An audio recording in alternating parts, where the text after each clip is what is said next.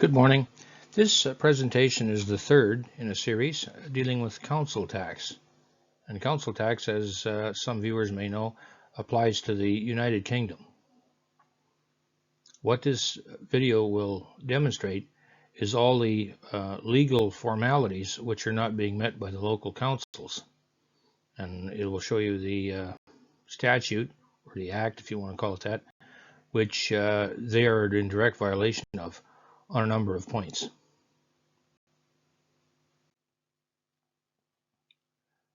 The first act that we're going to deal with is the Council Tax Administration and Enforcement Regulation 1992.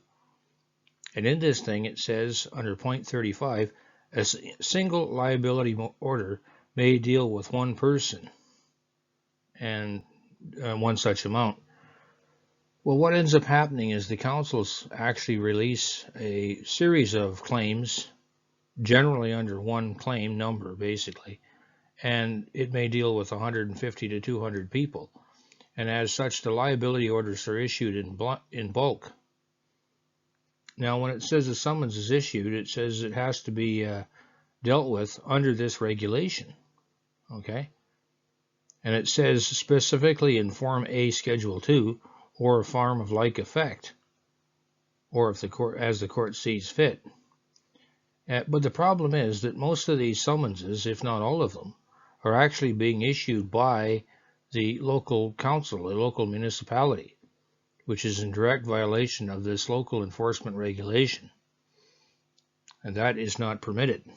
Now it says that the summons issued under this regulation 34.2 may be served on a person by delivering it to him or leaving it at his usual last known place of abode, which means place of living, or a company if they have to go that route, and sending it by post is another acceptable way to do it. Okay, the amount in respect to which the liability order is made is enforceable is in accordance with this part, and accordingly for the purpose of any other provisions of Part 3 of the Magistrates Court Act, okay, which is satisfaction and enforcement. It said it is not to be treated as a sum adjudged to be paid by order of the court. So what that's telling you in the last sentence is the court can't order you to pay this sum. So right there, the first screen here shows you the first act, the act of enforcement.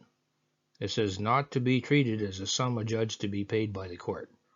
The court has no authority to order you to pay a council tax bill.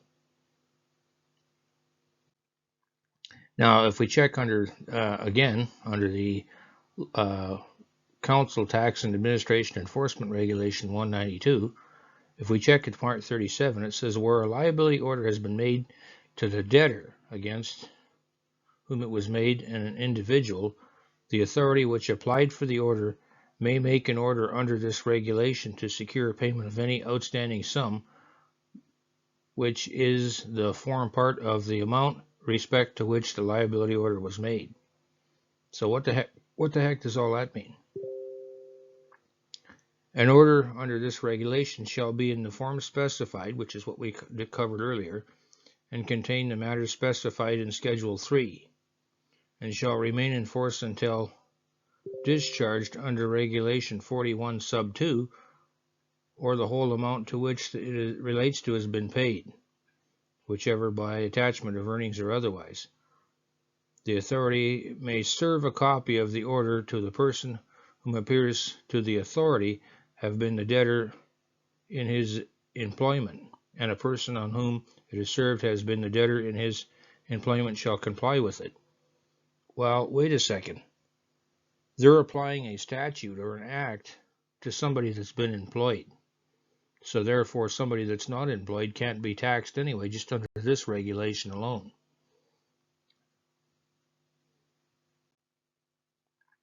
Now, it says here, when we deal with the next act, it says courts with powers to attach earnings. Only the High Court, if you see under Section 1, may make an attachment of earnings to secure payment under a High Court maintenance order. The Family Order may make an attachment earnings to secure payment under a High Court order or Family Court maintenance order. So this tells you now that the local council cannot apply for an attachment of earnings. because they're not the high court. It's a magistrate court. It's a lower form of court. Okay? If we check the rest of this thing, it doesn't say anywhere in there. It says a magistrate court may make an attachments earnings order to secure, and it's all blanked out. And it says the payment of a sum is required to be paid under the regulation. But we already found out from the previous slides that they can't make a sum to be adjudged. So they can't do it. Okay? And then it says sections 23 or 24 of the legal aid, sentencing, and punishment offenses. But we're not in that court. We're not that legal aid, sentence, and punishment offense is not part of what they can claim. So they have no authority to make an attachment of earnings order. Now, if we also look under the Employment Rights Act 1996, rights not to be suffered by unauthorized deductions. So the Employment Rights Act also protects a person's rights to not have their wages garnished as a result of an unlawful or illegal court order. So they have no right to seize your earnings that way either. Now, if we take a look at the Magistrate Court Rules, which is another statute or act, it says here under section 98.1, a summons shall be signed by the justice issuing. It must state his name and authenticate his signature by a clerk of the Magistrates Court. Well, this is incorrect because none of the summonses that I've seen issued within the UK have the signature of a justice issuing it and not authenticated by a signature of the clerk of the Magistrates Court. So as a result, all the summonses that I've seen, and probably yours too, don't comply with the Magistrates Court rules, and therefore the summons itself is defective. So we have a problem there too, so they can't even push you to court now. A summons requiring a person to appear before the Magistrates Court to answer to an information complaint shall state shortly the matter of the information and complaint, and shall state the time and place which the defendant is required by the summons to appear. Well, that part is done. They give you the address and the time. But what they also do is they conduct the hearings in private, which is another violation, and we'll be getting into that later. Now it says a single summons may be issued against a person in respect to several informations or complaints, but the complaint shall state the matter for each information complaint separately and shall have an effect as several summonses. So what they're telling you here is they can combine more than one charge to have you appear before a judge or a magistrate. But 9 times out of 10, the summons just tells you to appear and doesn't really give you any background why. Now, in a normal court case, you have to be given the information first prior to it even entering the court, which means that a normal court procedure, if you were to follow it, they would have to give you a claim and give you a chance to address the claim. It would have to have a claim court file number. And what they would normally do if this was a real court is they would file in the court a claim number and they would put it on all the documents, and then they would give you a statement of claim, more or less, and then you would have the chance to rebut those claims. And then after that happened, there may be something come back from them, or they may say, okay, now we've eliminated some of the issues and we're going to appear in court. Well, this never happens in the case of a council tax bill. They've already applied to the court, and the court's authorized it without taking anything into consideration and authorized them to issue the summons. And that's only my speculation, because the summons actually comes from the local council, which is not legally right, as we saw earlier. The slide previously said that the summons had to be signed and the order had to be signed by someone working for the court. So there's already a defect there too. Under the Magistrates Court Rules 2010, all summonses require the name of the judge or the magistrate who reviewed the complaint and felt it was proper to issue the summons. This provision was removed only in criminal proceedings, and I've given you the link to the appropriate rules. So therefore, unless the summons is signed off by some judge, and you can authenticate the judge, because it may or may not be, that may not be lawfully done as well. You can authenticate the judge's signature by calling the court and then deal with it accordingly. But all the summonses I've seen to date do not have any signature from any judge or justice, as was indicated before. It didn't say only by the clerk of the court. If you recall, it said signed by a judge and authenticated by a clerk of the court. So a clerk of a court or a legal advisor has no legal right to sign anything. So that's another violation. Now, this is a statutory instrument, Magistrate Court's rules again. It says the service of a summons issued by a justice of the peace on a person other than a corporation. So this is telling you, I don't have to read the rest of it, this is telling you that the summons is to be issued by the court, right? It says service of a summons issued by a justice of the peace. Well, it isn't, because most of the time what happens is the local council serves the documents which they're authorized to make up by a legal advisor. So the whole process is flawed right from the word go. Okay? That's the way it is. And this is under section 99 sub 1 of the Magistrate Court rules. Now, if we look at the Magistrates Court Act again, under Part 51, it says issuing of the summons on complaint. Where a complaint related to a person is made to a justice of the peace, the justice of the peace may issue a summons to a person requiring him to appear before a magistrate court to answer the complaint. Well, in actual fact, what's supposed to happen is the justice of the peace, or judge if we want to call him that, is supposed to review the facts relevant to your specific case, not just as a blanket general rule, and then push it through or authorize it. If he feels that it's relevant and valid, then he can issue the summons, as we saw in the earlier slide. It does not give the local municipality carte blanche to just issue whatever summons it wants in a bulk listing, which is the way it is done, or at least that's the way it was confirmed to be done with Lancaster Magistrate Court. So that process is totally invalid. Okay? Jurisdiction to issue a summons and deal with the complaint is solely the responsibility of the justice of the peace. Now here we're looking at a different court rule, and it comes from the government website. I've given you the link. Magistrate Courts Amended Rules 2019 Guide. And it says here, when we deal with this thing, it says the Magistrate Court rules which set out the rules for signatures on prescribed court forms. Okay, allowing them to be signed by a court officer.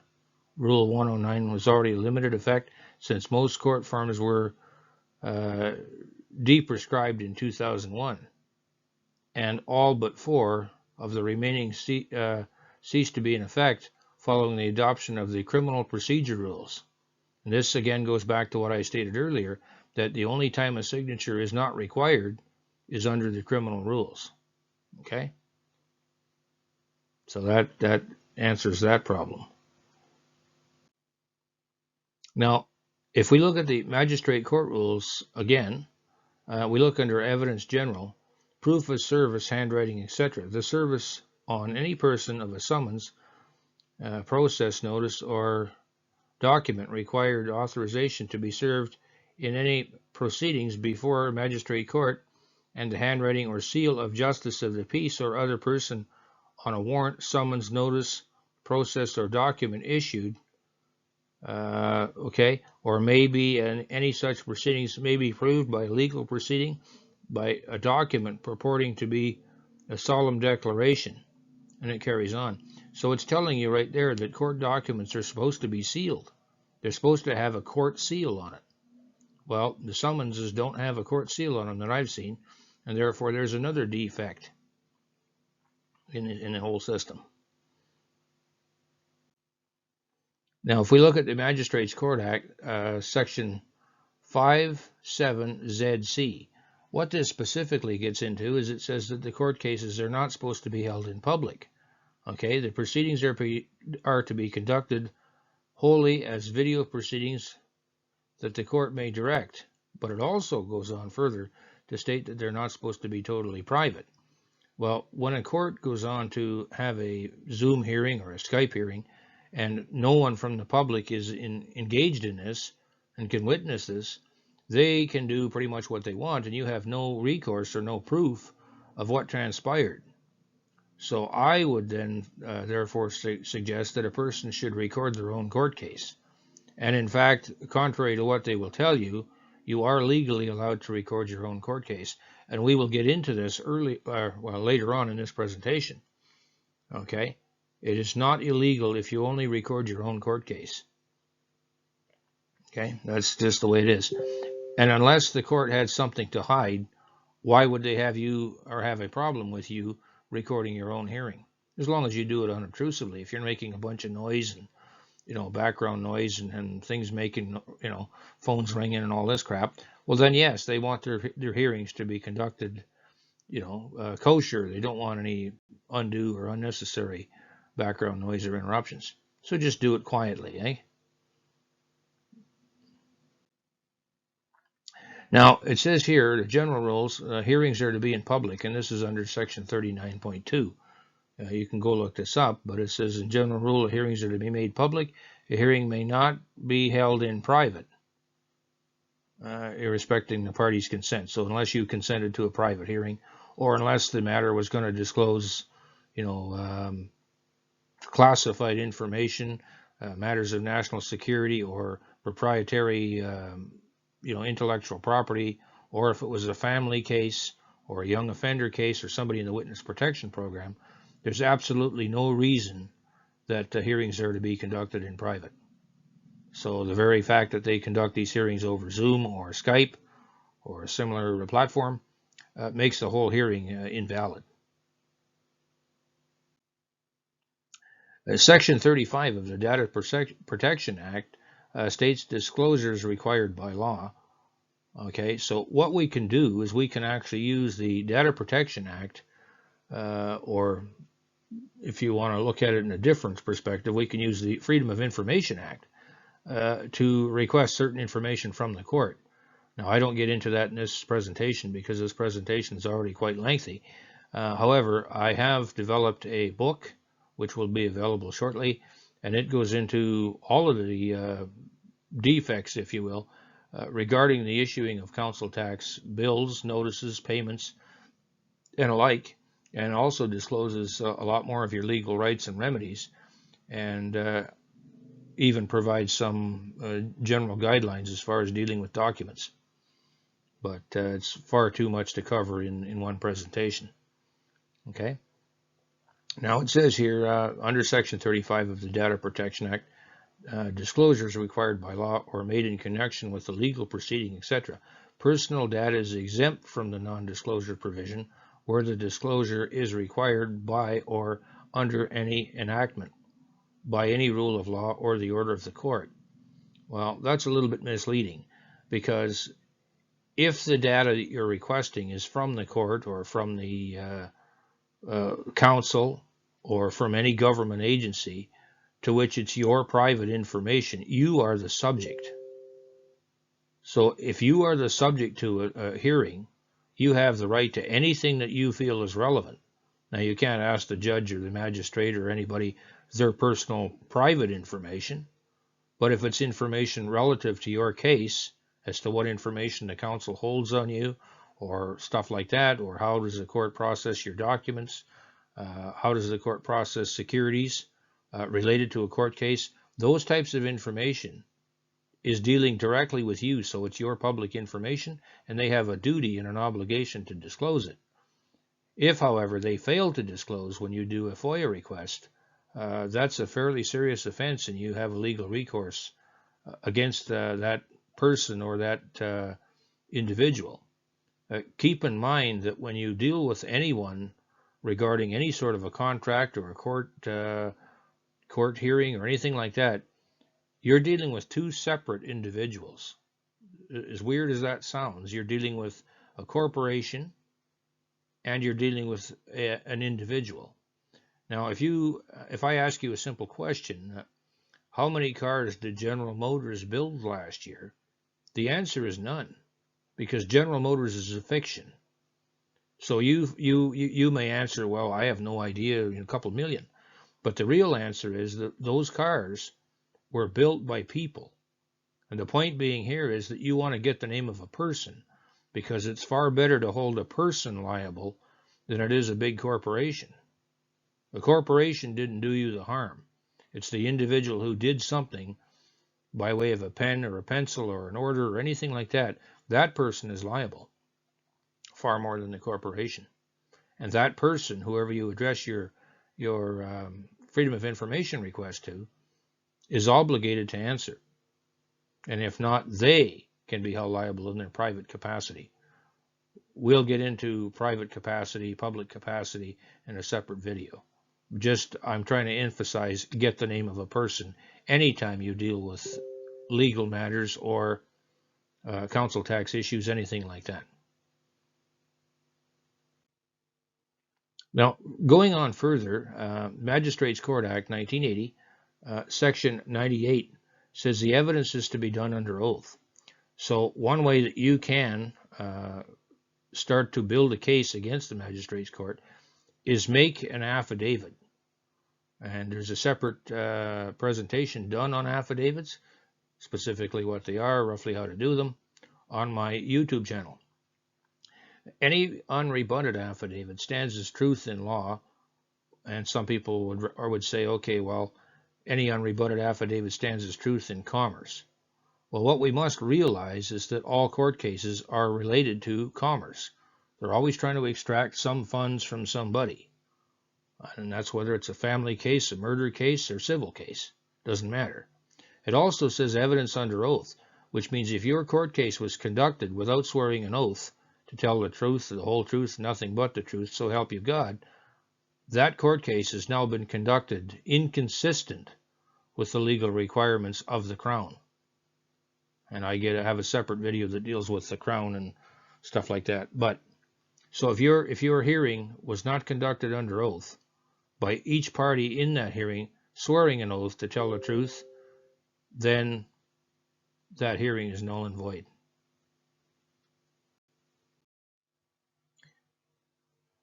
If we look at the Local Government Act 1888 under Section 78(1),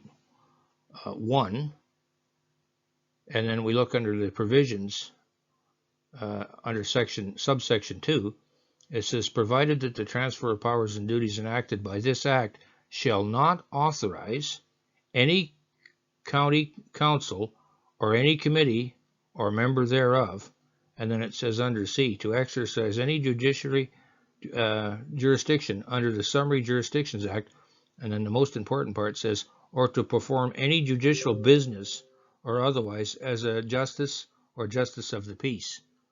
Now, if you refer back to my earlier slides in this presentation, I told you that the council is actually signing off on their own paperwork. And they are taking the role of the justice of the peace, because if you go a little further in the presentation, I told you that the orders had to be signed by a justice of the peace. Well, if they're signed off by some legal advisor or somebody that works for the court, that's, not correct. It has to be a justice of the peace.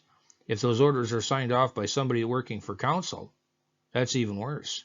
But 9 times out of 10, most of the presentations that I've seen, as far as the summonses and paperwork, aren't even signed. So therefore, they in fact are illegal.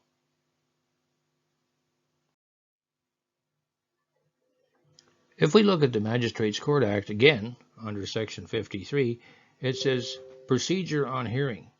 And notice this says up above, it says civil jurisdiction and procedure. So the procedure on hearing is laid out.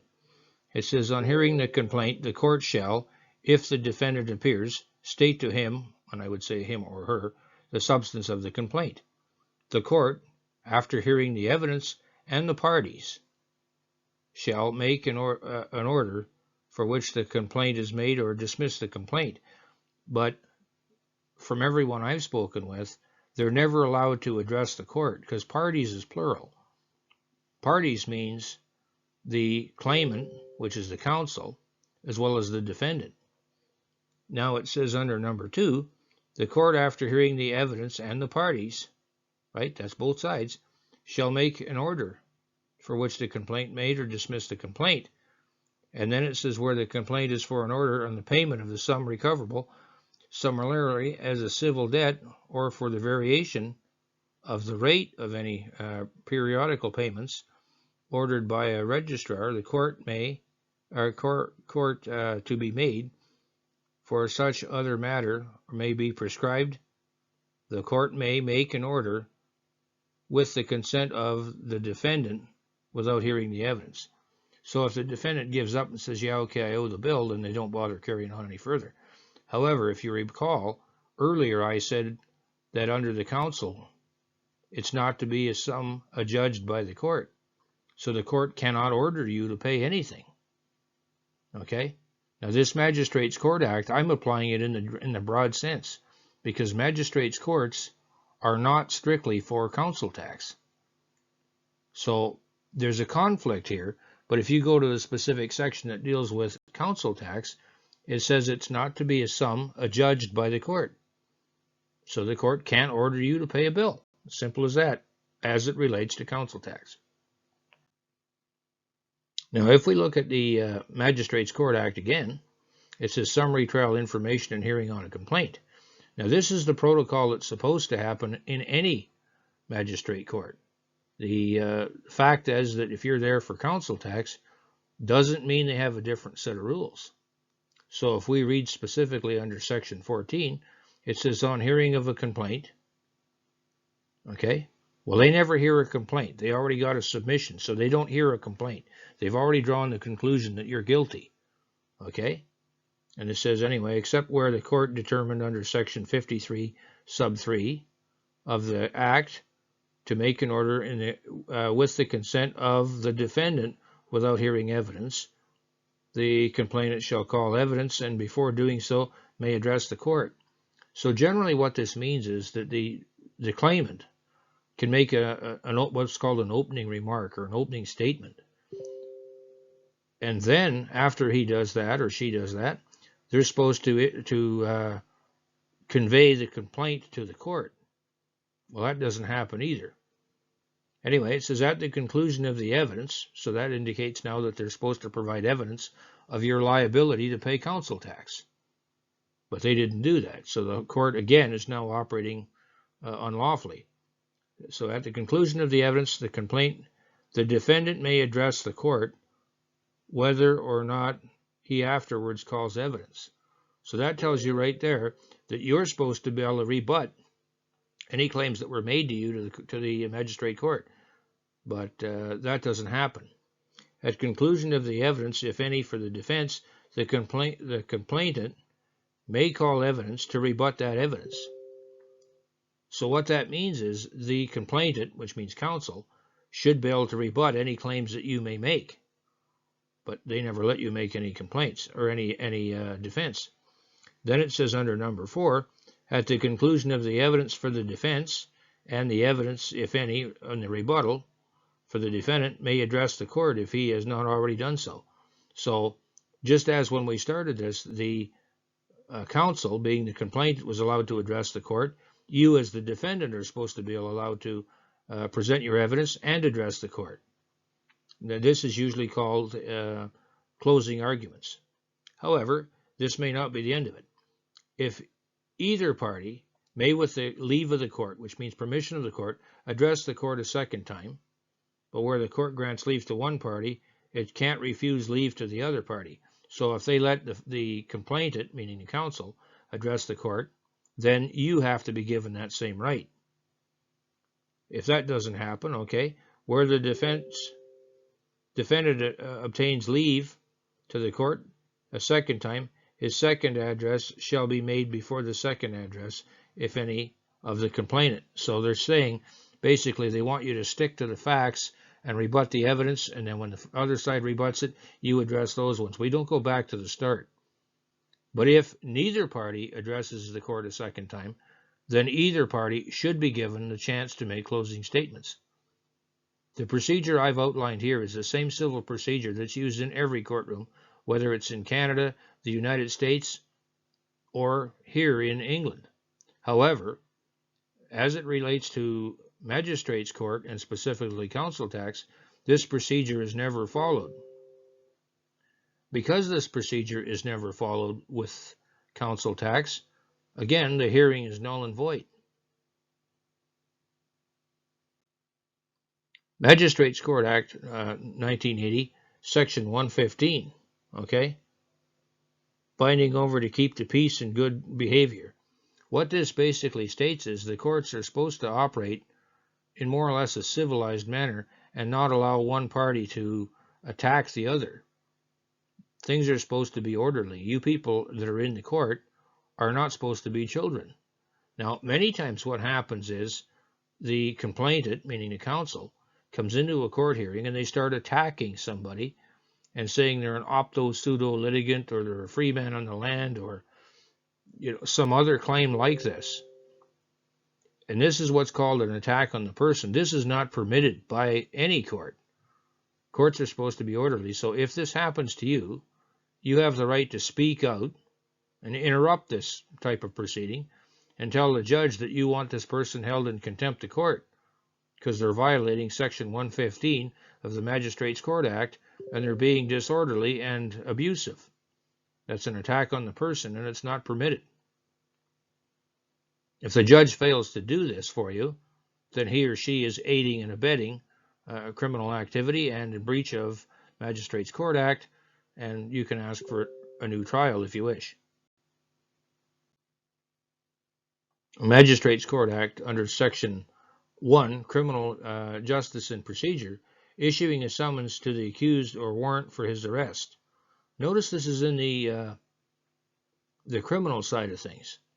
I brought this to your attention because many people are falsely arrested or falsely imprisoned on a civil court claim dealing with council tax. But notice they only have the power to arrest, okay, a warrant for his arrest on a criminal proceeding. So because council tax is in fact a civil claim, the courts have no authority to arrest anyone because you have never injured anybody, okay? The difference between a civil claim is a contractual claim, that's civil, and then a criminal claim is where you've actually injured somebody through theft or destruction of property or breaking and entering or attempted murder, things like this. But because we have a civil issue, there is no ability to arrest. So you guys have to know that because the courts don't tell you something. One thing you have to realize with any court is the onus of proof is upon whoever's asserting the claim. So when the counsel asserts a claim against you, legally and lawfully for the court case to have any validity, they have to prove the claim. But they don't do that. They just do a bulk listing. And in fact, in my conversations with Lancaster Magistrate Court, they confirmed that the court is hired by the city, or by the council, Lancaster City Council in this case, for the use of the court, and they act on behalf of them. Well, that's a conflict of interest because the court is supposed to be an unbiased third party and base their findings, their judgment, on the facts before the court. Well, the other side didn't put any facts before the court. As I said to you earlier, and I'll go through it again, that in any civil claim, a person normally files and gets a claim number and provides the evidence to the defendant. The defendant then has a chance to rebut the evidence. And then once that's done, that's called the pleading portion of a hearing. Then once that's done, the complainant or the claimant would then go to the court and say, okay, we're done with the pleadings. We're now wanting to set this matter down for trial. And the judge is supposed to be fair and impartial.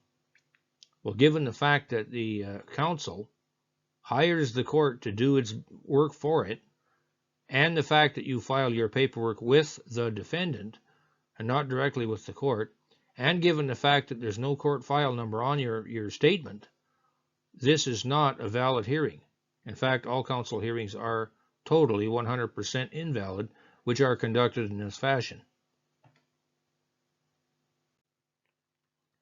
If we look now at the Magistrate Court Rule number 96, it says civil debt complaint for non-payment. Okay?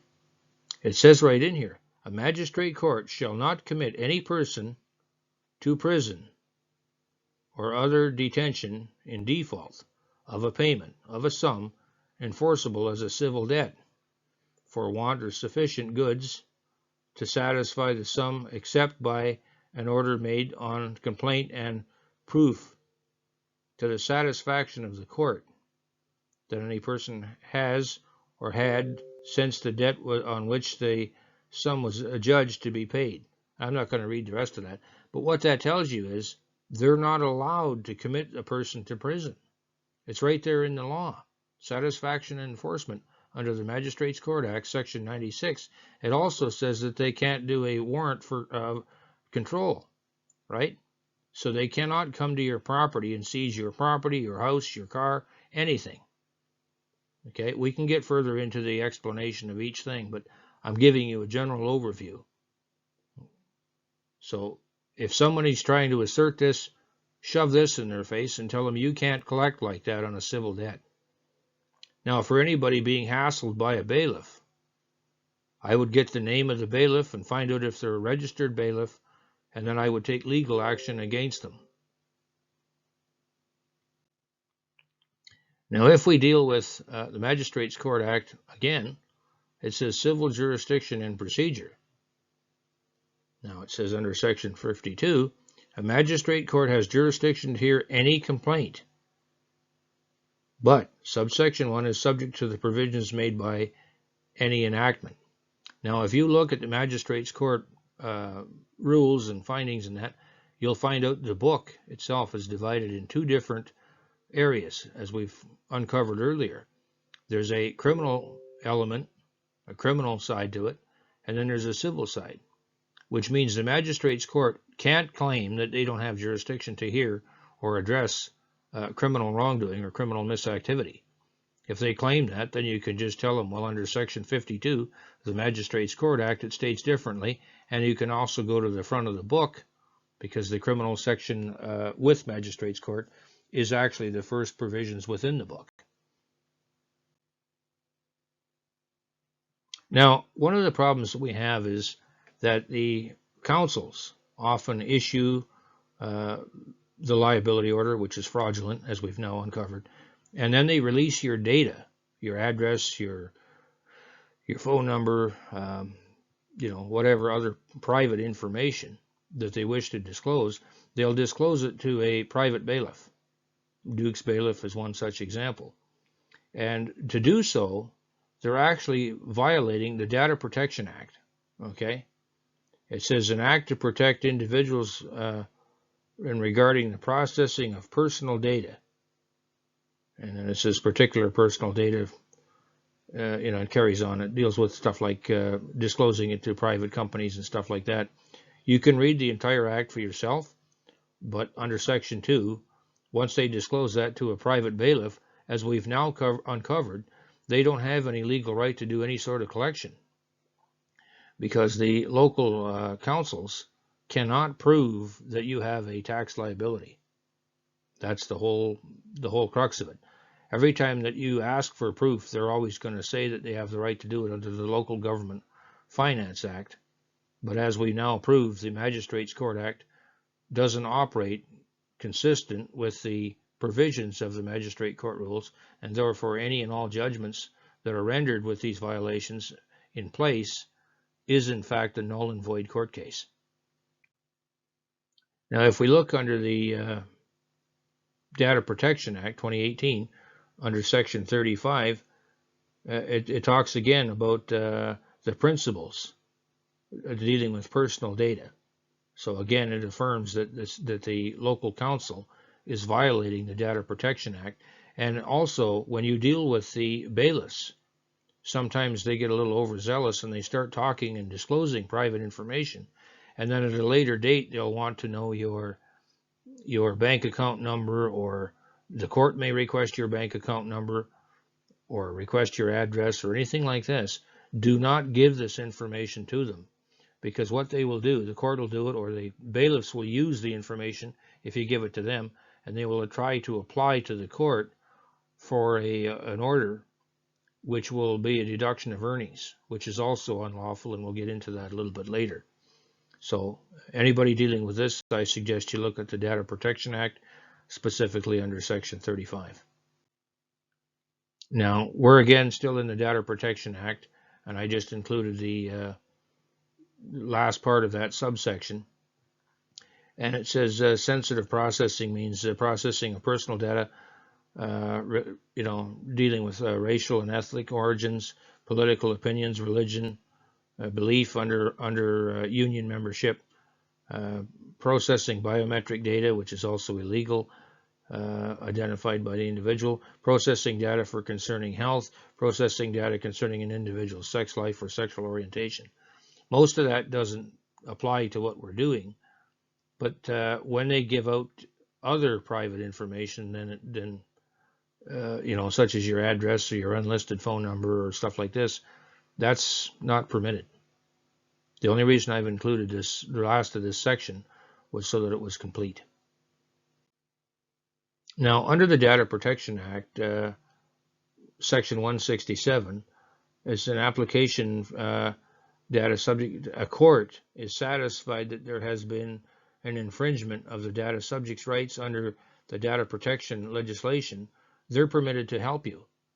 So if the local city council has, for example, released your information to a debt collector who now hires a bailiff or is the bailiff to harass you and intimidate you, well, that's causing you harm. That's actually what we could call an assault, because an assault doesn't have to be physical. An assault is any unwanted action. And on top of that, that's also a tort damage. So you're now getting the ammunition to build a case against the very people who are against you. That was the purpose of this presentation. Under 168, we see here that anyway, we see the material or non-material damages. Okay, this includes distress. So if you're operating now under duress or stress or whatever you want to call it, because of the breach of the Data Protection Act and the disclosure of your private information, you now have the grounds to go after the local city council and or the private bailiffs. Now, again, under the Data Protection Act, we also see where there's a contravention. So because the city may have your data, it doesn't authorize them to release it to whomever and whenever they see fit.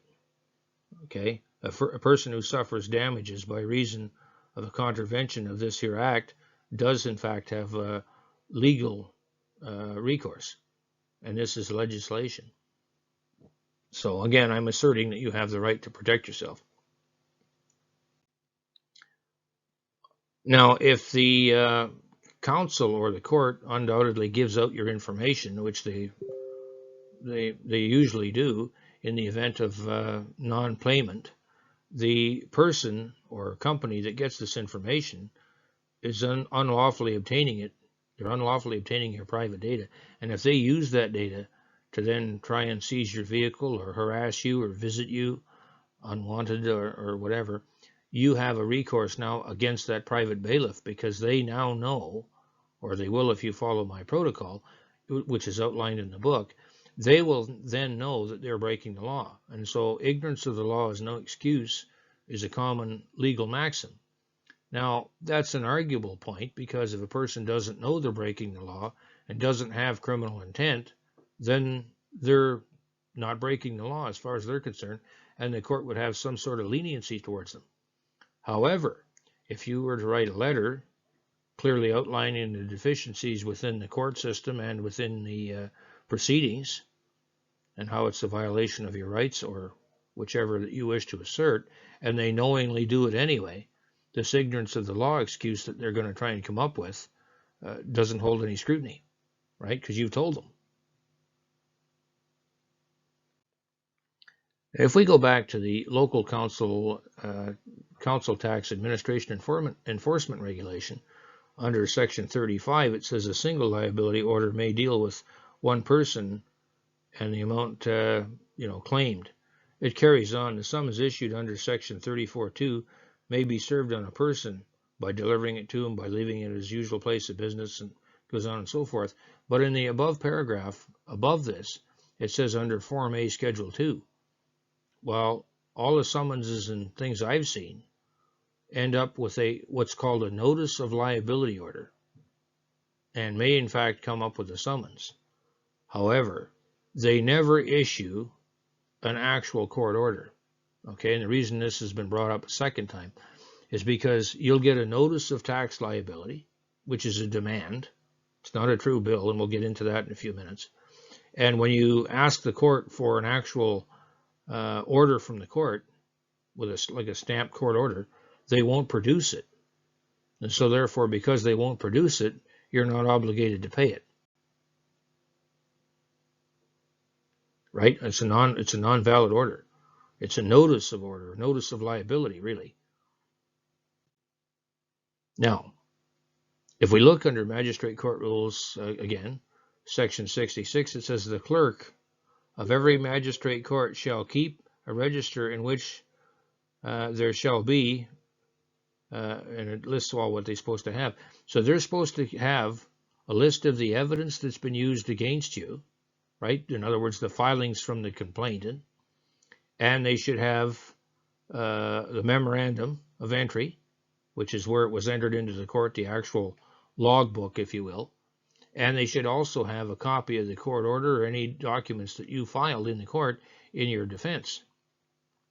But as I said earlier, the courts will direct you to file your paperwork with the defendant, which is outside of civil court procedures.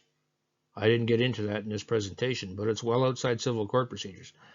If it's not self-evident, why would you give your paperwork to the defendant and then hope that they give it to the court for review? I mean, if I was the defendant, would I want to give them your information and your evidence? Obviously not. Now, I did deal with one court judge in an appeals court, in the administrative court in Manchester, and he states that he can't see the conflict of interest. Well, I would argue the point that that judge is fairly incompetent, because it should be self-evident to anyone that if you're giving your paperwork to the defendant, why in God's green earth would they turn around and give it to the court and prove your case for you? They're working against you. So if the judge can't see that, then I would state that that judge is mentally incompetent and probably not fit to conduct any trial. That's just my opinion.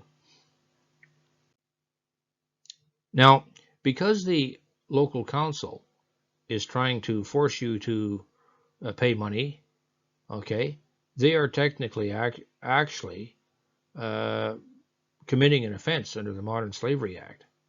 Okay, slavery, servitude, enforced or compulsory labor. So they want you to commit some sort of labor and then pay them some profit, a portion thereof. Well, that's a violation of the Modern Slavery Act, Section 3, because they're exploiting you. Right? What does the council serve? What benefits do you get from the local city council? They certainly don't maintain the roads. And upon my research to deal with Lancaster City Council, I actually was able to prove misappropriation of funds. And when I did some research on some other councils, it was the same way.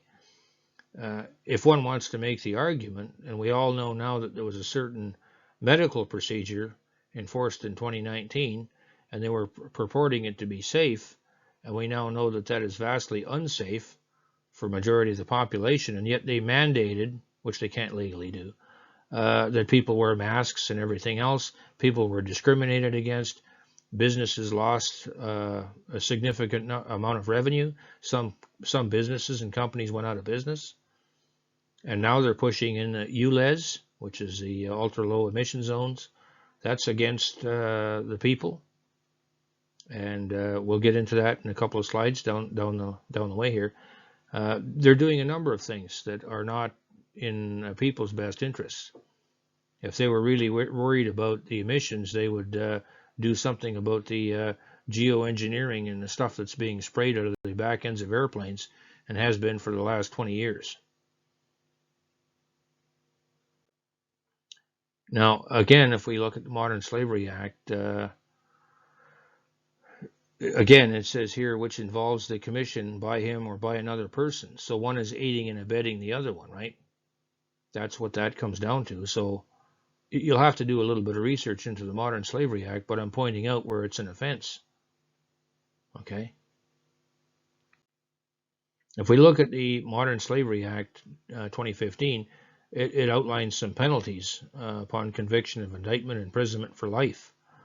So in actual fact, that's one of the claims that you can use. On summary conviction, to imprisonment for a term not exceeding the general limited by the Magistrates Court of a fine or both. So here it's telling you you can go back to the Magistrates Court. However, that would again create a conflict of interest, because the Magistrates Court is the one that allegedly convicted you, falsely, but anyway, convicted you.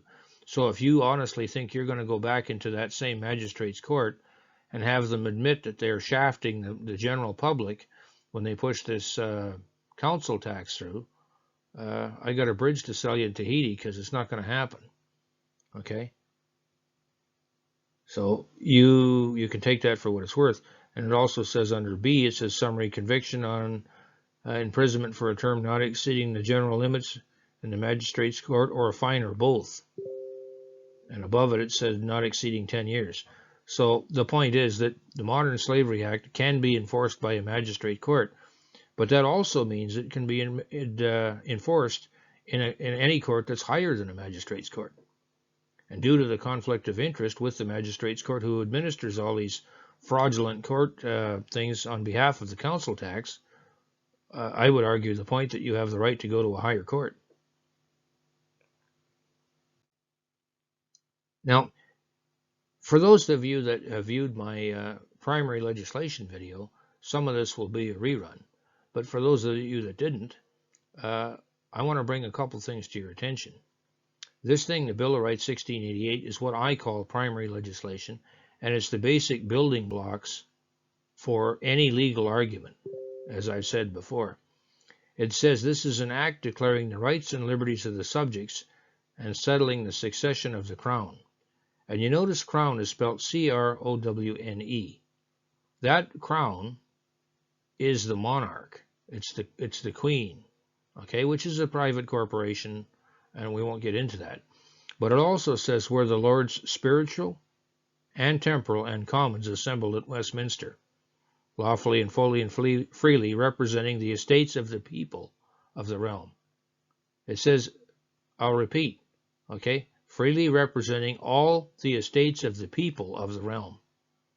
So that tells you right now that anything that the crown, with an E, monarch, does, which is against the people, right, the people, is a violation of your fundamental Bill of Rights, 1688, which is still a valid statute today. And it also says, as I'll repeat again, it says, whereas the Lord's spiritual, temporal, and commons. So that's an agreement between three parties, okay? And it's basically their promise to you, the people of the realm. Now, given the fact that the crown, C-R-O-W-N, is actually the two houses of Parliament, if we looked at the Act of Will and Mar 1688, First Act, the crown assembled the two houses of Parliament, known as Crown, C-R-O-W-N, versus the crown that created it, C-R-O-W-N-E. And it says right here, it gives the date, okay, present unto their majesties called and known by names and still of William and Mary, Prince and Princess of Orange being the present proper persons, and contain and declare in writing, made by said Lords Commons in the words following, viz. So what they're stating is this Bill of Rights is in connection with the first act of Will and Mar, because this is actually the second act. So anytime a court is operating, it's supposed to operate with this fundamental Bill of Rights in mind. Any act that's done against the person is null and void. Plain and simple. Now, if we go on a little further, we find out that this thing says, for all grievances and for the amending and strengthening and preserving of the laws of the Parliament ought to be held frequently. the said rights claim tender of the crown regal power exercise limiting the crown. So they're telling you right now that this paperwork that they did in 1688 limits the crown, which is the two houses of parliament. Just remember that when you see the E, it means the monarch, and when you don't see the E, it's the two houses of parliament. And the said doe claimed and demand insist upon their singularity of the premises in their undoubted rights and liberties, and that no declaration, judgment, doing, or proceeding to the prejudice of the people. So it's telling you right there, they can't do anything that's to the prejudice of the people. Okay? And it refers down a little further about Will and Mar, and it talks about the Prince of Orange and all that stuff. I'm not going to read all that stuff, but it says here, belonging to hold the crown, C-R-O-W-N-E, and royal dignity. Because what this was it was a promise done by the queen, right, the monarch, to the people. It's that simple. So anything that's prejudice to the people, null and void. Now, this agreement or contract, if you will, promise to the people, is further enforced with the Coronation Oath Act 1688. And so it goes on further. It says, where the lords of ancient usage of the realm and kings and queens thereof have taken solemn oath upon the Angelist and their respective coronation to maintain statutes, laws, and customs of the said realm.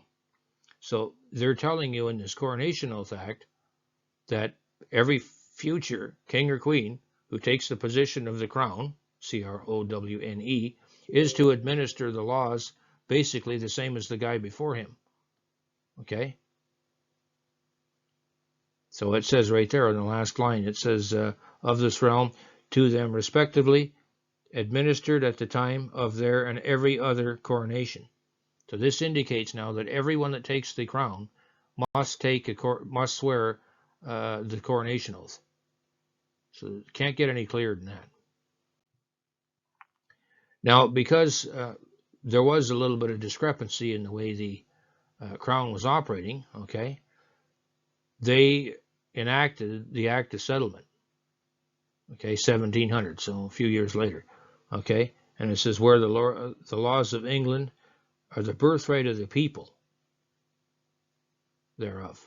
So it's the birthright of the people. Now, if you are the birthright of the people, it's supposed to represent the birthright of the people, would you do anything against you or the people which would infringe on their life, liberty, and happiness? No. So that makes all acts and statutes that happened after the 1700s, roughly, or say 1800s, whatever, null and void, unless they're agreed to by the crown. Crown being C-R-O-W-N-E, right? And again, they say this in there, it says the said Lord's spiritual, temporal, and commons. Well, the Lord's spiritual is actually being sworn on the Bible, so that takes care of that. Temporal is actually, authority, if you will, and commons is now the two houses of commons. And it says, and therefore humbly pray, and it carries on. So they're hoping, they're praying that the Queen's subjects, meaning the people, you and I, accept this authority. It doesn't say they have, supreme authority can do what they want. And it says again here, securing the established religions and rights and liberties of the people thereof. And all the laws and statutes are the same, now in force may be ratified or confirmed. And the same by his majesty, by with and advice and consent of the said Lord spiritual, temporal, and commons. So again, they're affirming that it has to receive approval. Now the Act of Settlement goes on a little further. Just to clarify it again, it says an act for the further limitations of the crown. Because now what's happening is the monarch, C-R-O-W-N-E, is limiting the crown, which is the two houses of government. That's why it's spelled C-R-O-W-N. And it says, in better securing the rights and liberties of the subjects. And the subjects is us. We're the subjects. We're the people. So there's no dispute in anything. Now, if we look at a certain court case here, and I look at precedent court cases when I try to assert the rights of an individual or of people, R means Regina. So that Okay, Regina, on application of Miller and others. That's what it should say, but it says and another. Respondents versus the Secretary of State for exiting the European Union. And they were the appellant. They were appealing. This was in an appeals court. It says, true, the ministers can make laws by issuing regulations and the like, often known as secondary or delegated legislation. But, okay, and then it has in here, save in limited areas where the prerogative power survives, dramatically, as exemplified by the case mentioned in paragraphs 52 and 53 below. So, and then it says they can do so only if authorized by statute. So if the regulations are not so authorized, they will be invalid, even if they've been approved by resolution of both houses under the provisions of the relevant enabling act, or the relevant enabling statute, if you want to word it a different way, for the recent example, and it gives a court case. So that tells you that even if a statute is put through the House of Commons, right, and if it doesn't receive royal assent, or it hasn't been approved, or it's repugnant to the, repugnant means not consistent with, the Act of Settlement or the Bill of Rights, that act is null and void.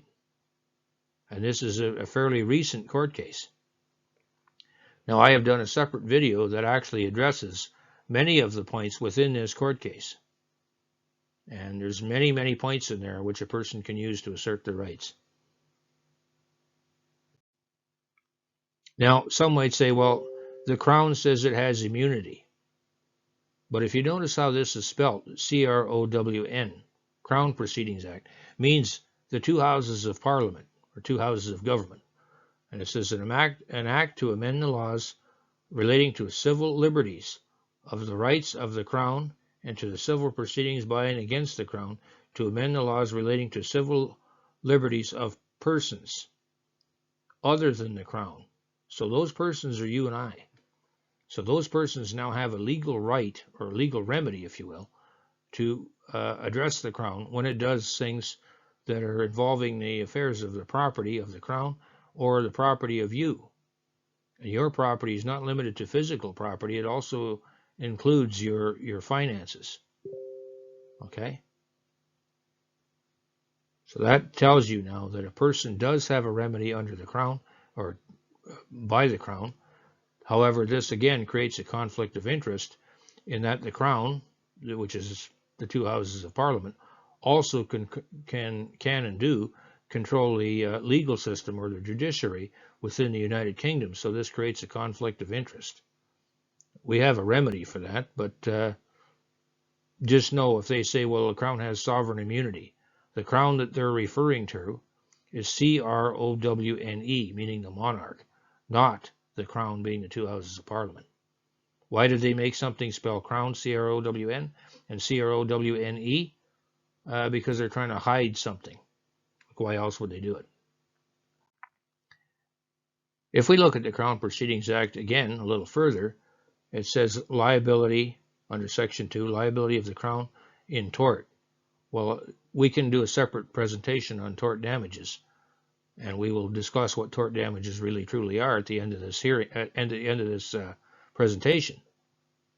But at least now you're aware that you have a legal recourse against somebody who commits a wrong or commits a trespass on your rights, because your rights are protected under the primary legislation. If we look again at Section 21, the nature of relief under the Crown Proceedings Act, it goes through the arguments and states that you can actually ask for a relief if you are in fact injured. Well, anyone that's paid council tax is technically owed some sort of a recourse or redress. You may not wish to pursue this, but in many cases that council tax is unlawfully collected because the local government is not performing all of the functions that it's entitled to do, and it's misappropriating funds. So if you were to build your case and then you don't ever stop paying your taxes and just outright refuse, you withhold paying taxes. Therefore, you're not in direct violation. If we look at point 27, it says attachment of monies payable by the Crown.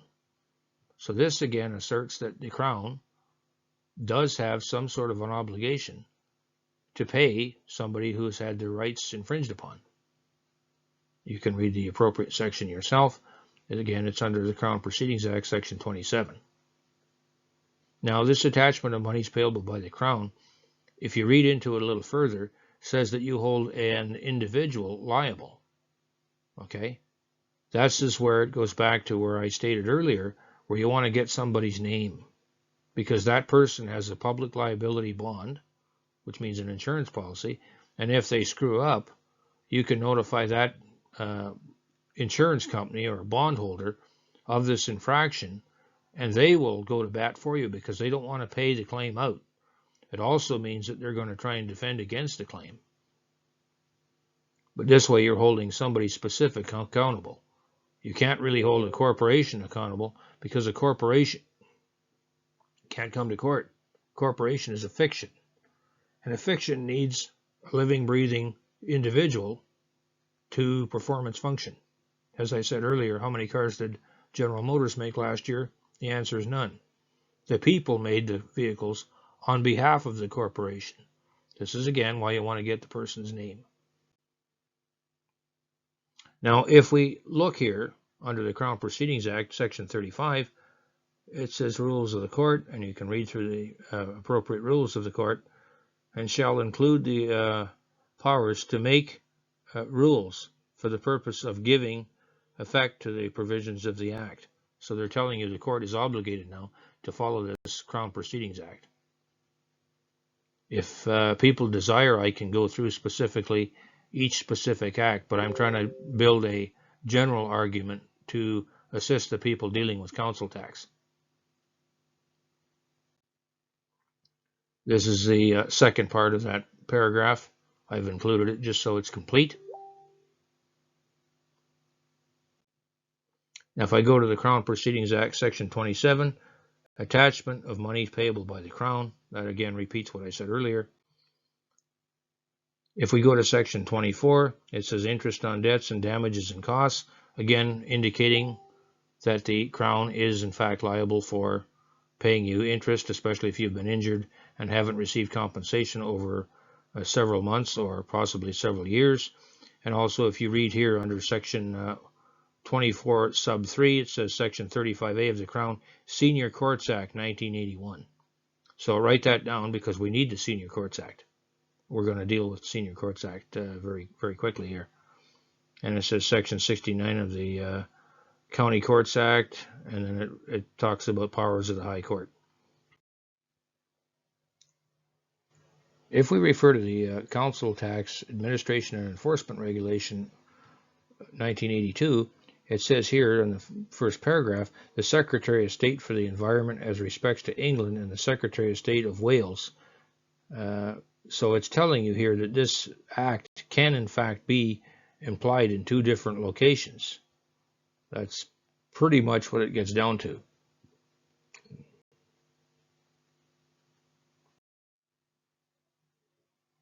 If we now look at the Council Tax Administration and Enforcement Regulation 1992, it says interpretation and application of Part V, so Part 5. And then it says under Section 17, 1, it defines a demand notice. It means any notice requiring to be served by the regulation. Now, it does not ever get into anything other than this, okay? And it says in respect to a billing authority, but it does not talk about in a specific bill. This is very important because a demand notice is not a bill. And because the municipality does not issue an actual bill, which is consistent with the Bills of Exchange Act, this is why when we covered on an earlier slide, it says the court is not to issue something adjudged in order to be paid by the court, because there is no, in fact, bill. There's only a demand notice.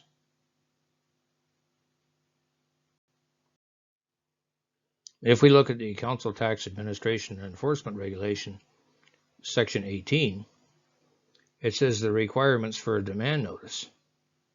This again indicates that they're not sending you a true bill. Right? If they don't send you a true bill, then you're not obligated to pay it. If you remember in the old days when people had magazines, a lot of times there was a little pullout, which was part of the magazine, to get a subscription or to renew a subscription, or possibly to get some sort of a purchase at a discount. You pulled the paper out basically, you filled it out and you mailed it off, and then you got your subscription renewed or whatever. That was just an offer, okay? It's similar to a demand notice. A demand notice is not a true bill. So therefore, because the municipality or the council doesn't send you an actual bill, you're not obligated to pay it. So if they wish to assert that they did send you a bill, now we look at the Bills of Exchange Act. Specifically in the Bills of Exchange Act, it says capacity of parties. Now, it says capacity to incur liability as a party to a bill is with the capacity to contract. So that indicates now if you have to pay a bill, there must be a valid contract. We don't have to read any further. And there is no contract with the local council. And even if they can say, well, you're a resident, so therefore you're obligated to pay. No. What happens if you, as the resident of the area, decide to send them a bill? Right? They're a resident too. Can they send you a bill and then take you to court for non-payment? Not without a contract. If they tried that, the judge would throw it out and they'd probably throw you in prison for fraud. So because there is no contract and because they didn't send you a bill, they can't send you a bill because there is no contract. If they do send you a bill, then ask them for the contract. So again, it goes back to where is your liability to pay council tax? It doesn't exist. Statutes don't permit it. End of story. Now, if we look again under the Bills of Exchange Act, it says Bills of Exchange defined. A bill of exchange, which is the bill that they're trying to send you, the bill of exchange is an unconditional order in writing addressed by one or more persons or person to another. Okay, signed by the person giving it. Well, things that come from city council are never signed. Requesting the person to whom it is addressed to pay on demand a fixed or thing at a future time, a sum certain of money to or the order to a specific person or bearer of. So therefore, you have to be in receipt of a true bill. An instrument which does not comply with these conditions or which the order any act to be done in addition to the payment of money is not a bill of exchange. So they're telling you right there, if it doesn't comply with having the signature and the amount and the agreement and a contract, it's not right. It says the bill is invalid if it's not dated, if it does not specify a value given, or that the value has been given thereof, and does not specifically place where it is drawn, or the place where it is payable. Okay? Well, this again goes back to, does it have a contract? Okay? It's an unqualified order to pay. Well, if you're not going to pay for something, if it's unqualified, you don't know what you're paying for, then you have the right to disclosure. And if you don't have disclosure and you don't have a contract and you don't know what you're giving money to, then why would you do that? Do you like throwing money out the window? If you do, hey, throw it my way. I'll take some. Now, the Bills of Exchange Act goes on further. It says capacity of the parties. Capacities to incur liability as a party to a bill, which is the capacity to contract, which is what I stated earlier. Now, under Section 23, signature is essential to liability. No person is liable as the drawer, endorser, or acceptor of a bill who has not signed it as such. So because you didn't sign any sort of agreement and you didn't sign the bill, you didn't accept it. So it's not a bill, and therefore there's no possibility to bring you into a civil court.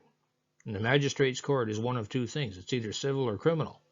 So because there's no civil claim, because there's no contract, there is no real bill, there can't be an order. It can't be a criminal claim because nobody was injured. So the Magistrates Court is now operating outside its legal jurisdiction. You have the right to challenge the subject matter jurisdiction of the hearing. There is no subject matter jurisdiction. As I said, there's no criminal case, there's no civil case, because there's no contract. Now, the Council Tax Administration and Enforcement Regulation goes on to talk about billing, and under section service of demand notice. So they're admitting now in the Council Tax and Administration Enforcement Regulation, it's not a bill, it's a demand notice. Good. If it's a demand notice, then send me a proper bill, and they can't do it because there's no contract. Now it says here under the billing section, part 5, under section 20, it says demand notice payable, payments required. Demand notice payments required. Again, it's a demand notice. It's not a bill. Therefore, send me a proper bill. And if they're going to send you a proper bill, ask them for the terms and conditions of the contract. They don't have it. It doesn't exist. Now, if we look at the Council Tax Administration Enforcement Regulation, we're on the same one. It says interpretation and application of Part 6, 32 in this part. And they talk about an attachment of earnings order, charging order, debtor, and they talk about earnings. Well, again, no contract, they can't enforce this. Right? You can read through this at your leisure, and you'll see that it doesn't apply to you.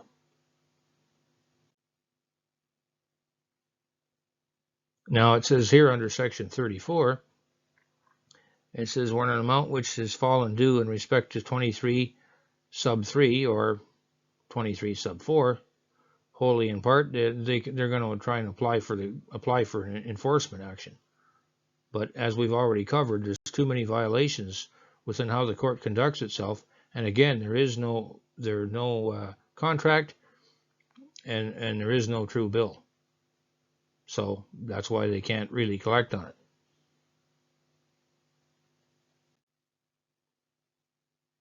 Magistrates Court Act 1980 goes on further, and this is where it really gets messy.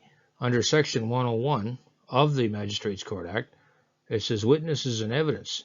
Evidence is generally, and it says onus of proving exemption, basically proviso, which means you're already, when you walk in that court, in any magistrate's court, you're already presumed guilty. Okay, because the onus is upon you to prove an exemption or an exception. So if you're already presumed guilty when you walk in that courtroom, I would say that's depriving you due process of the law. Because the only time this onus of proving exception, exemption, proviso would apply is if you were charged with a crime in a military court. Because in a military court, if a higher officer makes a claim against an enlisted person, that person is generally guilty because rank has its privileges. Now, I would draw your attention to the fact that in a court, right, we have officers of the court. That being any lawyer that's in there, they're an officer of the court. Police officers, when they go in there and they're testifying, they're officers of the court for the time being. Court clerks are operating as officers of the court. And who are you? You're down at the bottom of the pile. So therefore, the onus is upon you to prove the exception or the exemption or proviso. Now, if you can show where the municipality is misappropriating funds and investing in things they shouldn't be, one specific council was actually divesting, which means uninvesting, in companies that dealt with arms.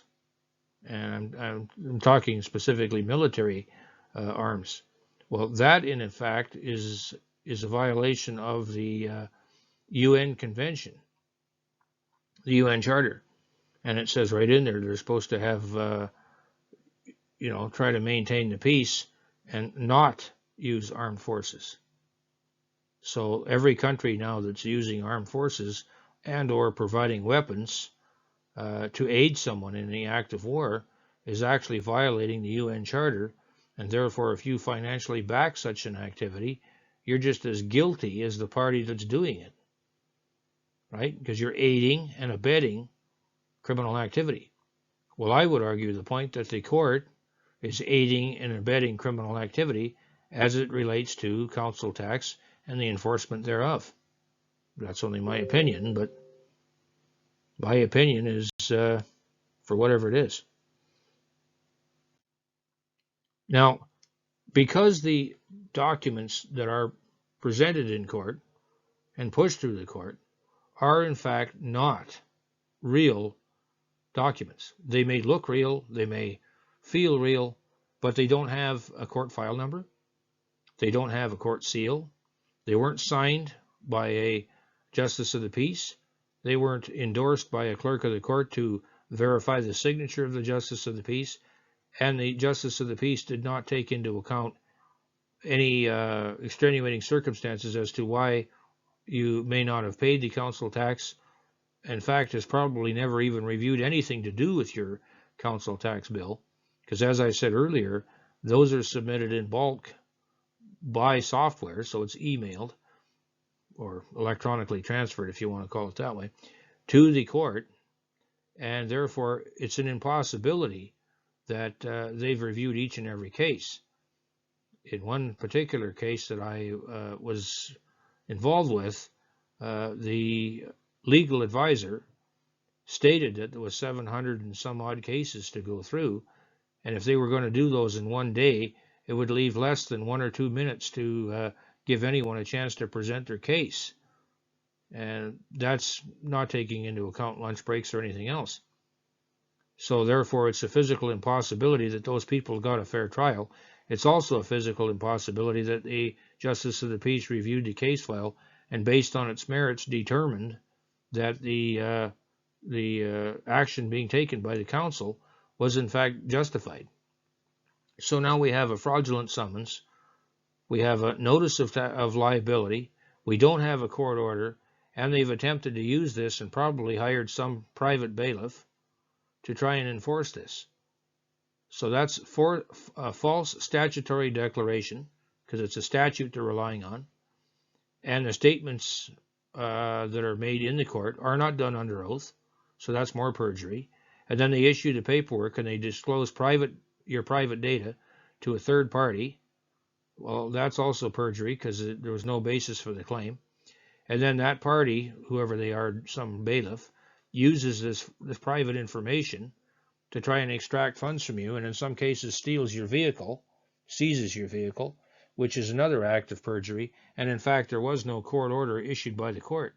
So the whole thing is now an act of perjury. And everyone that's involved in this is guilty of the Perjury Act 1911. Okay?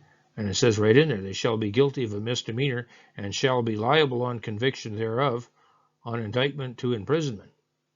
Well, there's another small problem in that the officers of the court, if they commit fraud basically on the court, that is a very serious offense, and in some cases can lead to life imprisonment because they're misrepresenting the court, they're misleading the court, and the judge knows this. And in fact, when the court hearing that I was involved in, it was 3 people alleging being magistrates, and they would not provide their name when they were asked to provide their name. And there is a case that clearly states that they have to provide their name. Okay, so when they withhold it, they're actually committing fraud. Okay, and that is actually what those actions are with respect to the court people. That's actually contempt of court, and the contempt of court is life imprisonment. Now, some would say, well, how do we get this fraud? Like, how do you explain this? Fraud, in the Fraud Act 2006, a person is guilty of fraud if he breaches any of the sections listed in subsection 2, and we're going to go through that. Fraud by false representation. Well, they did that. They represented this as being a true and honest court. That didn't happen. Fraud, failing to disclose information. Well, they didn't disclose. The legal advisor in the court case, any court case, is to disclose to the court and or to you any act or statute or any provision which would protect you or protect the court. They're supposed to be unbiased third party to make sure people get a fair trial. Well, the legal advisor failed to disclose that information, or the information that this whole process was not lawfully being conducted. Therefore, they're guilty. And fraud by abuse of position. Well, they're laying an offense on you, trying to seize your goods, hire private bailiffs, steal your car, whatever. So that's fraud of an abuse of position. So anyone working within that court, and that includes the legal magistrates, the court registrar, the legal advisor, anybody else, they're all guilty under these three provisions. Okay? On summary conviction, they're liable for a prison term not exceeding the general limit of the Magistrates Court, or a fine, or not exceeding the statutory provisions maximum, or both. The conviction on indictment to imprisonment for a term not exceeding 10 years, or to a fine, or both. Yet they get away with this every day. Okay? So it's time that we as people have to start holding these individuals accountable. Now, false by misrepresentation, or by false representation, same thing, is when they dishonestly make false representations. Well, they did that with all the court documents. Intends to make the representation to make a gain for himself or another. Well, the courts gain, okay? The courts gain revenue from what they can extract from you. The council gains revenue from what they can extract from you. And the paychecks of both individuals, i.e. those working for the court and those working for the council, gain, because that's part of their paycheck. So that's totally wrong. And it says cause loss to another. Well, they cause a loss to you. Okay, and they expose you to a financial risk.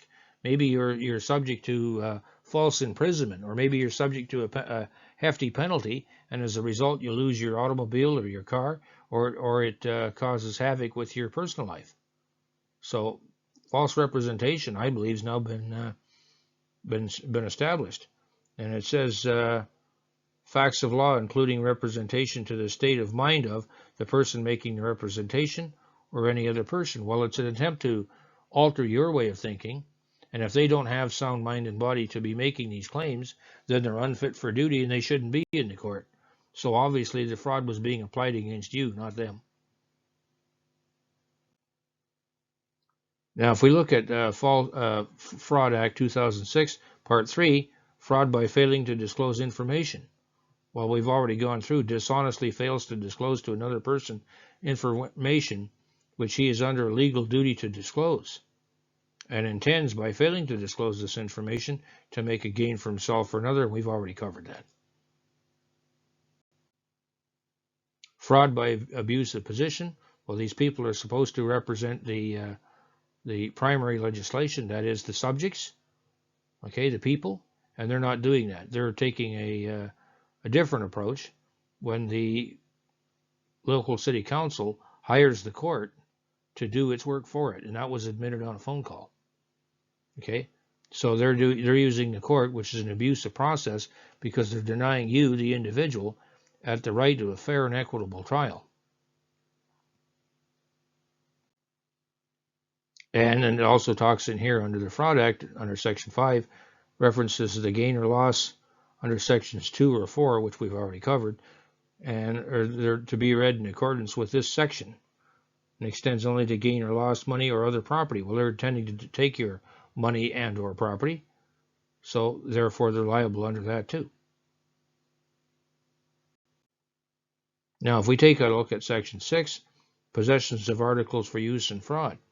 Well, the court clearly has articles, meaning material, to aid them in committing a fraud, such as, but not limited to, the computer system, which they have all the records, and they submit everything by electronic, by computer, so both parties would have a computer. There'd be a sender and a receiver, They also have phones, and they have other hardware that's required to conduct these private hearings.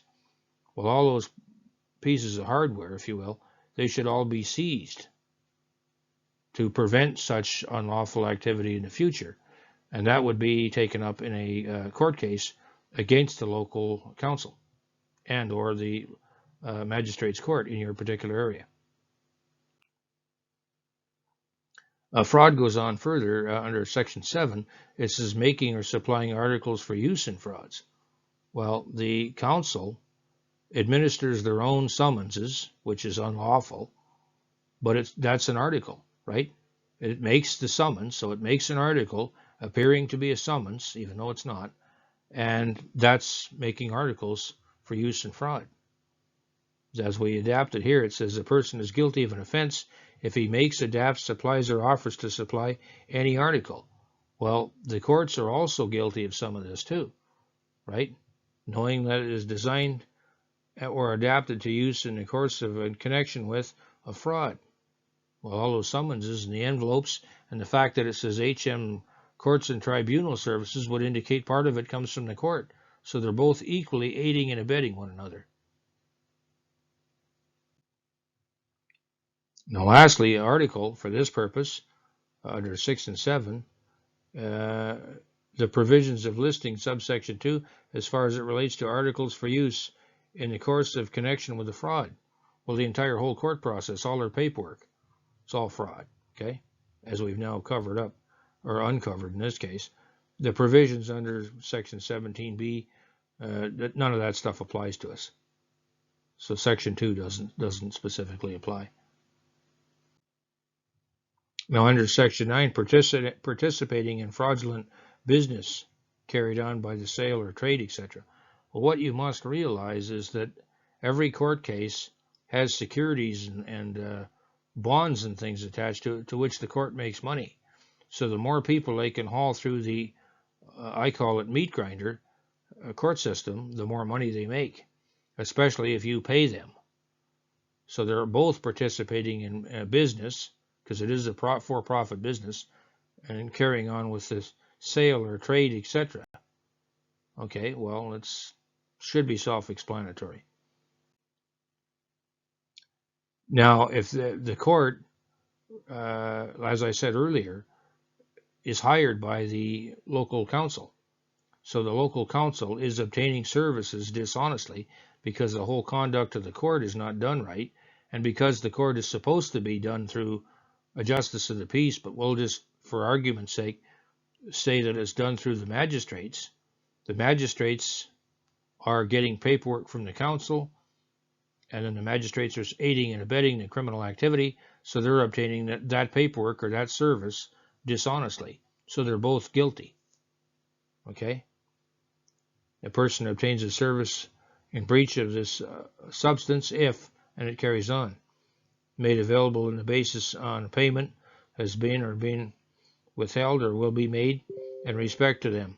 So that tells you right there, this fraud act can, in fact, relate to payments. You can go through and study that further for yourself. Now, the Fraud Act, Section 12, liability of a company, officers and offenses by the company. Well, I already told you that most of the people that work in the court are in fact officers of the court, and the court is in fact a for-profit company and probably has a DUNS number. You can look up your specific court by doing that and find out if it has a DUNS number. If it has a DUNS number, by the way, there's a thing called the Clearfield Doctrine, which states that any company that engages in activities using money and alike is in fact a corporation, and they're all registered on the government website anyway. So therefore, Companies House, therefore they would have the same legal duties and obligations as any other company. And some will argue and say, yes, but they're listed as a government, not a company. Well, that's true. However, even if they are a government, it doesn't give them the right to just disregard all of the statutes because they don't like the way they're applied. The law is supposed to be applied equally or not at all. There's a legal maxim that says all are equal under the law, and no one is above the law. So if the statutes apply to us as individuals and people, then it also applies to them as the government. And as I stated earlier, nothing can be done to the prejudice of the people.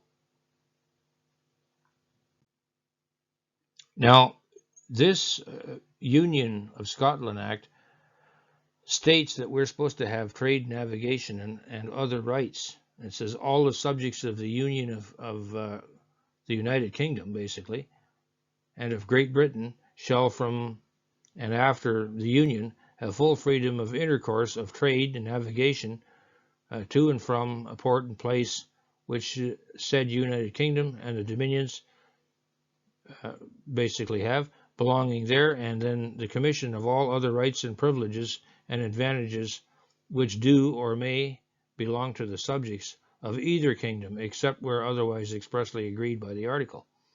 So this tells you they're referring to us again as the subjects. Now, when they try to put in this ULEZ, as I alluded to earlier, that's restricting your right to have full freedom and intercourse. Intercourse just means trade and business. Okay, so if I reword this, because some people get the wrong idea, the union shall have full freedom and business and or trade, navigation to and from a port, place within the said United Kingdom and the dominions. So we're supposed to have the right to travel and operate freely. However, when the ULEZ is put through and these low emission zones and these other restrictions and photo cameras and all that, that's all violating this Union of Scotland Act.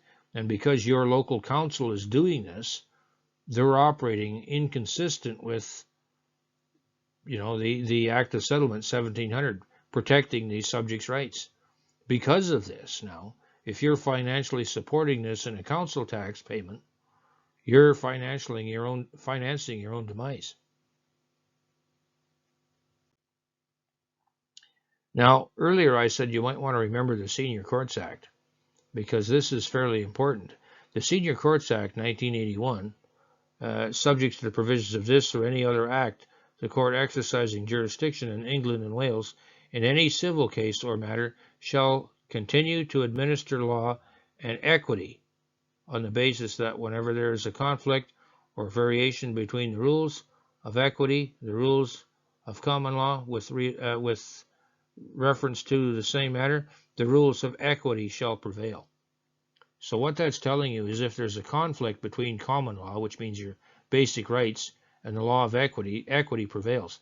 Well, in any court case that's coming against you by the government, chances are you're the one with an equitable claim, right? You paid money into something to have something done, i.e. road maintenance under the Highway Traffic Act, or some other thing that you had an expenditure for. Therefore, you have an equitable claim. In theory, the installation of these ULEZ cameras, for example, was paid for by the taxpayer. And if that's correct, you have the right to say, wait a minute, I didn't authorize this, and I don't know anybody that wants it. I don't know anybody that wants ULEZ. There was never a referendum on that. And anytime there's a major event which is going to reflect on the subjects of England, we have a right to a referendum, and that never happened. Now, if we go back in history, if we look at the council tax, prior to this it was called poll tax, and it was gotten rid of due to its illegal factors. And then when 1982 came along and they put in this council tax, there never was a referendum on that either, which makes the whole council tax thing null and void. Now, what is an equitable claim? I told you we were going to talk about this. An equitable claim causes a cause of action or lawsuit.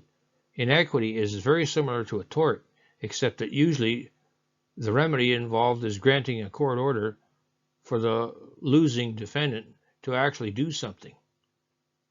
In other words, the main issue of an equitable claim lawsuit is usually fairness. So when somebody does something, there has to be fairness applied, okay?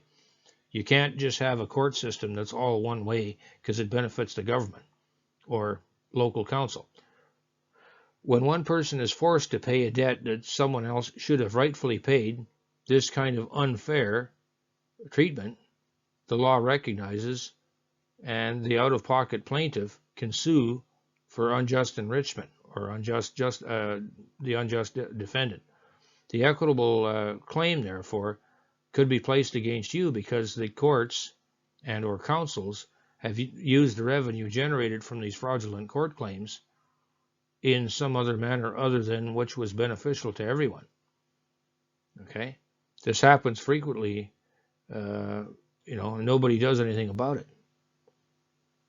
Okay? What is a tort claim? A tort claim, as stated in the screen before, is where the plaintiff has suffered an injury.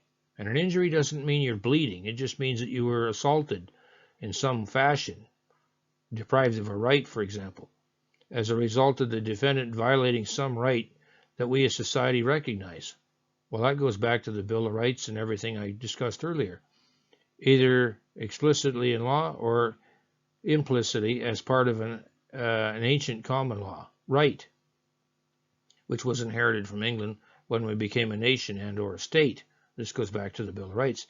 Examples of common law tort in real estate cases are negligence, trespass, nuisance, and fraud and deceit. Well, I would state that this negligence, trespass, nuisance, and fraud and deceit are also applicable in the cases involving council tax. This presentation has been brought to you by Denied Truth. And if you have any questions or concerns, you can email me at deniedtruth@yahoo.com. You can also do a search for my YouTube channel, Stan McDonald, and that will keep you up to date on any future YouTube postings or videos similar to this one that deal with a variety of subject matter. And I've also opened a Telegram group, and the link is provided. This Telegram group is divided in a number of subject areas, and I would ask that anyone posting questions, comments, or otherwise, please post them in the correct group. This saves a person from having to read through thousands of postings to find out ones that are specifically related to that topic. If you do post something in a Telegram group which is not permitted in that group, I will create the group for you and I will delete the posting. However, if you have a specific topic you would like to discuss, which is not listed within the group, please let me know and I will create the subgroup for you, and then your discussions can continue there. If you have any future requests or anything that you would like me to look into regarding legal issues, please email them to deniedtruth@yahoo.com, and if I know of the subject matter, I will address it in a future video. If you want specific personal help, you can post some things to my email, and if they're fairly quick and straightforward to deal with, I will just give you the answer right off. However, if they're going to take me sufficient time to research and develop and draft documents for you and stuff like that, I don't do that work for free. It's a full-time job, almost just keeping track of the Telegram group and the email messages that come through, and I trust that everyone will respect my position in this regard.